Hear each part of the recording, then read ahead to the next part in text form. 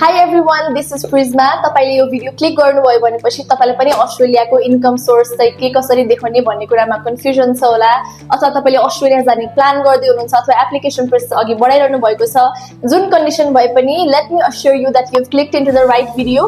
आजको भिडियोमा चाहिँ हामी तपाईको एनुअल इन्कम कसरी बनाउने भन्ने कुरा चाहिँ डिस्कस गर्ने छैनौं, तर तपाईले कुन कुन सोर्स अफ इन्कम देखाउँदै हुनुहुन्छ भने त्यस भित्र रहेर तपाईले के डकुमेन्टहरु चाहिँ बुझाउन पर्ने हुन्छ। Mostly document checklist along with their samples, के कुरा इन्क्लुड गर्ने, के कुरा इन्क्लुड नगर्ने, त्यो सबै कुराको बारेमा चाहिँ हामी ब्रिफली डिस्कस गर्ने छौं इन टुडेज भिडियो। अस्ट्रेलियालाई त नेपालको 8th प्रोभिन्स पनि भन्ने गरिन्छ बिकज त्यहाँनिर नेप्लिज कम्युनिटी यति स्ट्रङ छ। तपाईको मेरो सबैजनाको यसो सम्झने हो भने अस्ट्रेलियाको जुन ठाउँमा पनि कि त कोही साथी कि त कोही रिलेटिभ हुनुहुन्छ होला हैन। सो त्यो रिजनले गर्दाखेरि पनि अस्ट्रेलिया एकदमै पपुलर इन्टरनेशनल स्टुडेन्टको लागि एउटा डेस्टिनेसन हो।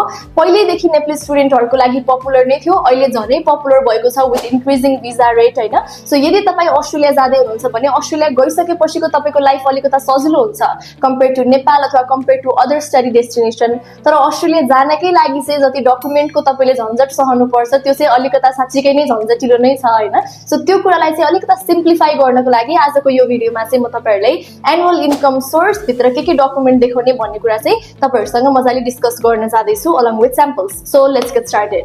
एनुअल इन्कम चाहिँ तपाईले कहिले सबमिट गर्नुहुन्छ भनेदेखि जब तपाईको युनिभर्सिटीबाट अफर लेटर आउँछ, त्यो अफर लेटर आइसकेपछि तपाईको नेक्स्ट स्टेप भनेको जीएस सबमिशनको हुन्छ। GS submission as in genuine student submission. यसो तपाई जेन्युइन स्टुडेन्ट हो भनेर देखाउनको लागि चाहिँ फ्यु डकुमेन्ट्सहरुको चेकलिस्ट हुन्छ।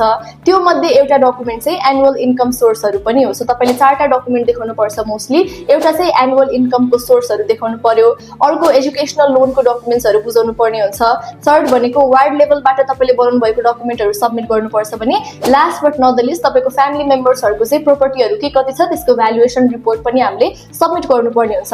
र यो चारवटा मध्ये आजको भिडियोमा चाहिँ हामी जस्ट एनुअल इन्कम भित्र के डकुमेन्ट बुझाउनु पर्छ भन्ने बारेमा मात्र गर्ने छौं। अब अमाउन्ट कति देखाउने भन्ने पनि कन्फ्युजन हुन्छ जनरली हैन। सो यदि तपाई चाहिँ ब्याचलरको लागि सिंगल अप्लाई गर्दै हुनुहुन्छ भने एनुअली तपाईको फ्यामिली मेम्बरले be primary sponsor or secondary sponsor collective accumulated source of income चाहिँ 22 लाख टु 25 लाख देखाउनु पर्ने हुन्छ ब्याचलरको लागि। यदि तपाई मास्टर्सको लागि जाँदै हुनुहुन्छ भने चाहिँ 25 टु 28 लाख देखाउँदा हुन्छ यदि तपाईले सिंगल अप्लाई गर्दै हुनुहुन्छ भने। र होइन मास्टर्स विथ डिपेन्डेन्ट अप्लाई गर्दै हुनुहुन्छ भने चाहिँ तपाईले annual source of income 30 to 32 lakh सम्म चाहिँ देखाउनु पर्ने हुन्छ। 30 देखि 32 भन्न खोजेको है। सो 30 देखि 32 लाख सम्मको चाहिँ तपाईले एनुअल इन्कम सोर्स देखाउनु पर्ने हुन्छ। तपाईको फ्यामिली मेम्बरहरुले चाहिँ वर्षको 32 लाख सम्म कमाउनु हुन्छ भन्ने कुरा तपाईले डकुमेन्टको थ्रु प्रुभ गर्नु पर्यो which is quite a challenging task. तपाईलाई अनेस्टली भन्नुपर्दा यो नम्बर चाहिँ मैले एप्रोक्सिमेट मात्र भनिराखेको छु हैन। Depending on your course, university, location यो अमाउन्ट चाहिँ फ्लक्चुएट गर्न सक्ने कुरा हो। सो प्लस माइनस 2-3 लाख चाहिँ तपाईले अनुमान लगाउनु पर्यो आफ्नो केस अनुसार है। सो त्यो भयो। र तपाईले इन्कम सोर्स चाहिँ कोबाट देखाउन मिल्छ भन्ने कुराको पनि ठूलो कन्फ्युजन हुन्छ। सो सकेसम्म त तपाईले जुन युनिभर्सिटी जुन कोर्समा अप्लाई गर्दाखेरि पनि 100% नै प्राइमरी स्पोन्सर्स राख्नु भयो भने त बेस्ट भइहाल्छ। प्राइमरी स्पोन्सर्समा चाहिँ तपाईको बुवा मम्मी, घरको हजुरबुवा हजुरआमा र आफ्नै दाजुभाइ दिदीबहिनी पढ्नुहुन्छ भने कतिपय कलेजेस युनिभर्सिटिजले चाहिँ अप टु 20% सम्म सेकेन्डरी स्पोन्सर पनि एक्सेप्ट गर्ने गर्छ। अब सेकेन्डरी स्पोन्सरमा चाहिँ तपाईको मामा घरतिरको बुवा मम्मीहरु हैन, त्यसैगरी मामा माइजू, ठुलो बुवा ठुलो मम्मी, सो उहाँहरु सबैजना चाहिँ सेकेन्डरी स्पोन्सर्समा पढ्नुहुन्छ। अब प्राइमरी र सेकेन्डरी स्पोन्सर्सको के सोर्स अफ इन्कमबाट चाहिँ तपाईले आफ्नो ट्युसन फी लिभिङ कस्टहरु कभर गर्नुहुन्छ भनेर देखाउन लाग्नु भएको छ। त्यो कुरा चाहिँ अब हामी यो भिडियोमा डिस्कस गर्न जाँदै छौं along with samples. So first annual income document कुरा गरौँ स्यालेरीको है। स्यालेरी चाहिँ अब यसलाई हामीले दुईटा पार्टमा डिभाइड गर्न मिल्यो। एउटा चाहिँ यदि तपाईको स्पोन्सरले नेपालमा स्यालेरी अर्न गर्दै हुनुहुन्छ भने त्यो अन्तर्गत के डकुमेन्ट्स देखाउनु पर्ने हुन्छ। र यदि स्यालेरी चाहिँ विदेशमा कमाइ हुँदैछ भने एज अ फरेन इन्कम के डकुमेन्ट्स देखाउनु पर्ने हुन्छ। पहिला कुरा गरौँ नेपालमै अर्न हुने स्यालेरीको। नेपालमा अर्न हुने स्यालेरी भित्र तपाईले फर्स्टमा देखाउन पर्ने डकुमेन्ट भनेको salary certificate, second pay slip if available, third TDS receipt जुन तपाईले 1% ट्याक्स तिर्नु भएको हुन्छ स्यालेरी लिए बापत, यो चाहिँ तपाईले इनल्यान्ड रेभेन्यू डिपार्टमेन्टबाट कलेक्ट गर्न मिल्छ। त्यसैगरी स्पोन्सरले आफ्नो पर्सनल प्यान पनि देखाउनु पर्ने हुन्छ। र last but not the least bank statement. कतिपय युनिभर्सिटीले चाहिँ 1 वर्षकै स्यालेरी स्टेटमेन्ट माग्छ भने कतिपय कलेजेस र युनिभर्सिटीजले चाहिँ 6 महिनाकै स्यालेरी स्टेटमेन्ट पनि एक्सेप्ट गर्ने गर्छ। अब त्यही स्यालेरी नेपालमा होइन विदेशमा कमाइ हुँदैछ एज अ फरेन इन्कम तपाईले देखाउँदै हुनुहुन्छ भने सिमिलर डकुमेन्ट्स नै देखाउनु पर्यो। नम्बर 1 स्यालेरी सर्टिफिकेट तपाईले देखाउनु पर्यो, सेकेन्ड भनेको पे स्लिप देखाउनु पर्यो। थर्ड, बैंक स्टेटमेन्ट 6 महिनादेखि 1 वर्षको तपाईले देखाउन सक्नु पर्यो। फोर्थ, स्पोन्सरको पासपोर्ट कपी पनि हामीलाई चाहिने हुन्छ, जसमा तपाईले पेज नम्बर 2 र 3 मात्र होइन, होल पासपोर्टको अल पेजेसको स्क्यान्ड फोटोकपी चाहिँ हामीलाई चाहिने हुन्छ। फिफ्थ, फरेन इन्कमको केसमा भिजा कार्ड पनि म्यान्डेटरी हुन्छ भने last but not the least तपाईलाई कम्पनीबाट पाएको स्पोन्सरशिप लेटर पनि चाहिने हुन्छ। अब कुरा गरौँ धेरै जनाले देखाउने बिजनेस इन्कमको। यदि तपाईको स्पोन्सर्सको चाहिँ सोर्स अफ इन्कम बिजनेस छ भने तपाईले यो डकुमेन्ट्सहरु देखाउनु पर्ने हुन्छ। Number 1, business registration certificate. Number 2, यदि प्यानमा दर्ता भएको छ भने प्यान रजिस्ट्रेसन र भ्याटमा दर्ता भएको छ भने भ्याट रजिस्ट्रेसन सर्टिफिकेट पनि हामीलाई कम्पल्सरीली चाहिने हुन्छ। र यदि बिजनेस 1 वर्ष भन्दा पुरानो छ भने अभियसली यदि तपाईले देखाउँदै हुनुहुन्छ भने 1 वर्ष पुरानो नै बिजनेस देखाउने हो हैन। 1 वर्ष भित्रको डकुमेन्ट त हामीले खासै स्ट्रङ पनि मान्दैनौ। अब त्यो छ भनेदेखि तपाईले बिजनेस अभियसली रिन्यू पनि गर्नु भएको हुन्छ हैन।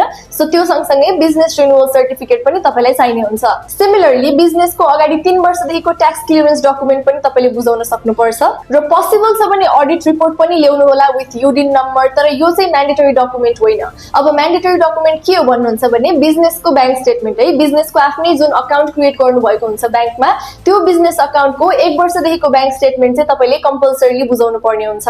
र यदि तपाईहरुको चाहिँ बिजनेस अकाउन्टमा राम्ररी पैसाहरु मेन्टेन भइरहेको छैन, 1 वर्षको स्टेटमेन्टहरु निकाल्दाखेरि पनि त्यस्तो धेरै भइरहेको छैन भनेदेखि जो बिजनेस ओनर हुनुहुन्छ उहाँको पर्सनल स्टेटमेन्ट पनि हामीले सँगसँगै सबमिट गर्नुपर्ने हुन्छ, जसमा चाहिँ मजाले ट्रान्ज्याक्सन भइरहेको देख्यो भने यो दुवै स्टेटमेन्ट सबमिट गरेर पनि तपाईले आफ्नो डकुमेन्टलाई स्ट्रङ बनाउन सक्नुहुन्छ फर अस्ट्रेलिया। अब कुरा गरौँ हाउस रेन्टको। यदि तपाईले रेन्टल इन्कमलाई as a source of income देखाउँदै हुनुहुन्छ भने रेन्ट कसले दिइरहेको छ र रेन्ट कसले लिइरहेको छ दुई जनाको बीचमा एउटा सम्झौता भएको हुन पर्यो, जसलाई चाहिँ हामीले रेन्टल अग्रिमेन्ट भन्ने गर्छौं। त्यो चाहिँ दुई जनै वडामा गएर बनाउनु पर्ने हुन्छ र को दुई जना हुनुहुन्छ उहाँहरु दुवै जनाको नागरिकता सिटिजनशिप पनि कम्पल्सरीली नै चाहिने हुन्छ। अगाडि पछाडीको स्क्यान त्यसलाई ट्रान्सलेटर नोटराइज चाहिँ हामीले पनि गर्दिने गरेको छौं है। सो त्यो तपाईले चाहिने भयो। नम्बर 3 भनेको ट्याक्स रिसिट, जुन मिनिमम 3 महिना म्याक्सिमम 1 वर्षसम्मको भए पनि हुन्छ है। र last but not the least यो रेन्टल इन्कम चाहिँ तपाईले क्याश इन ह्यान्ड दिइरहनु भएको छ भने stop it right away, because यसको पनि हामीले बैंक स्टेटमेन्ट सबमिट गर्नुपर्ने हुन्छ।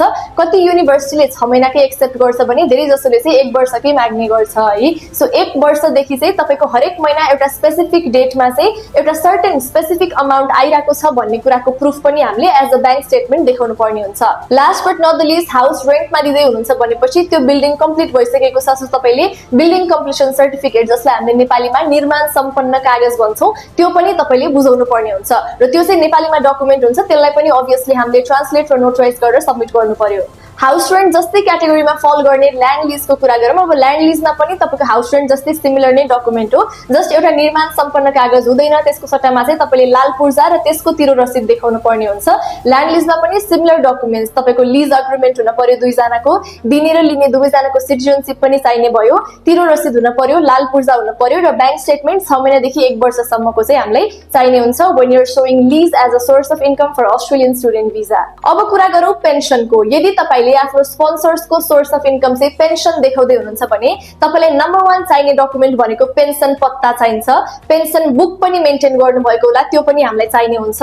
र अभियसली 1 वर्षदेखिको बैंक स्टेटमेन्ट चाहिने हुन्छ, जसमा अगेन एउटा स्पेसिफिक डेटमा हरेक महिना तपाईको खातामा चाहिँ पेन्सनको अमाउन्ट आइराको देखिन पर्यो। त्यसलाई हामीले हाइलाइट गरेर सबमिट गर्ने गर्छौं when सबमिटिङ। र last but not the least pension certificate from relevant government authority, त्यो पनि तपाईले बुझाउन सक्नुहुन्छ भने that would be the best। तर यो चाहिँ एउटा अप्सनल डकुमेन्ट हो। अब कुरा गरौँ भेहिकल रेन्टको। कति जनाले चाहिँ नेपालमा गाडी ओन गर्नुहुन्छ र त्यो गाडीलाई चाहिँ कसैलाई चलाउन दिनुहुन्छ है। सो यस्तो केसमा चाहिँ तपाईले अघि नै हामीले ल्यान्डको हाउसको रेन्टको कुरा गरेको थियौं। अब चाहिँ तपाईले भेहिकल पनि त रेन्टमा दिएको हुन सक्यो हैन। सो भेहिकल तपाईले रेन्टमा दिँदै हुनुहुन्छ भनेदेखि फर्स्टमा चाहिने डकुमेन्ट भनेको त भेहिकल रेन्ट अग्रिमेन्ट हो हैन। यो चाहिँ भेहिकल ओनर र जसलाई रेन्टमा दिनु भएको छ उहाँहरु दुई जना बीच सम्झौता भएको हुन पर्यो र अगेन दुवै जनाको सिटिजनशिप अगाडि पछाडी स्क्यान गरिएको नोटराइज ट्रान्सलेट गरेको डकुमेन्ट पनि हामीलाई चाहिने हुन्छ।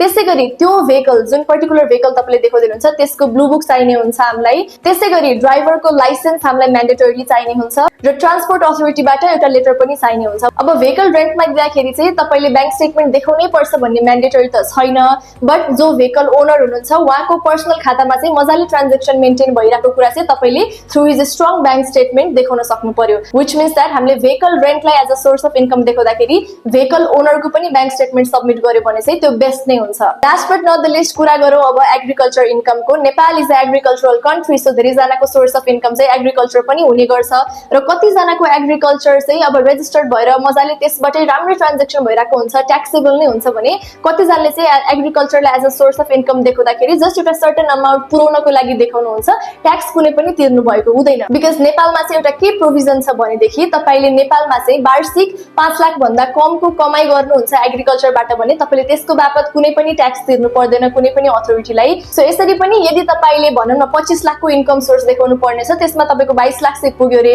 अब 3 लाख चाहिँ कहाँबाट ल्याउने भइरहेछ भनेदेखि तपाईले वडामा गएर एउटा ट्याक्स एक्जेम्पसन सर्टिफिकेट बनाउनु पर्यो, जसमा चाहिँ 3 लाख रुपैयाँको चाहिँ हामीले एनुअली एग्रिकल्चरबाट इन्कम गर्छौँ भन्नुभयो भने त्यसको बापत तपाईले कुनै ट्याक्स पनि तिर्नु परेन र तपाईको जुन त्यो 3 लाखको रिक्वायरमेन्ट मिट भइरहेको थिएन एनुअल इन्कम देखाउँदाखेरि त्यो रिक्वायरमेन्ट पनि मिट हुने गर्छ। तर यसको लागि चाहिँ के चाहिन्छ त ट्याक्स एक्जेम्पसन सर्टिफिकेट भन्ने चाहिन्छ, जसको स्याम्पल म यताकतै अट्याच गरिदिनेछु।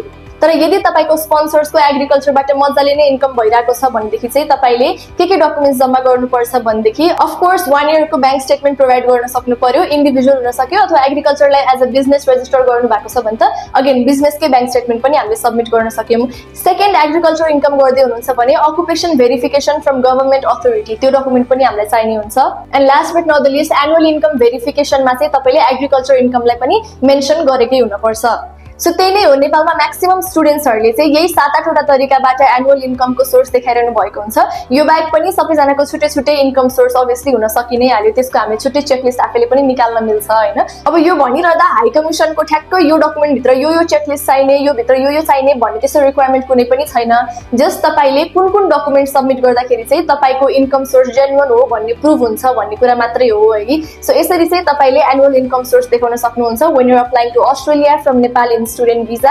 अब यसको बारेमा त यति धेरै कुरा गर्न मिल्छ, त्यसको लागि तपाई कन्सल्टेसनको लागि आउन सक्नुहुन्छ। So that's it for today. यदि तपाईलाई यो भिडियो इन्फर्मेटिभ लाग्यो भने make sure you like the video, share it with your friends who are applying to Australia. र यदि तपाई आफै अस्ट्रेलिया जाने प्लान गर्दै हुनुहुन्छ र अहिलेसम्म पनि एप्लिकेसन स्टार्ट गर्नुभएको छैन भने make sure you visit Prime Consultancy and Services. Thank you for watching.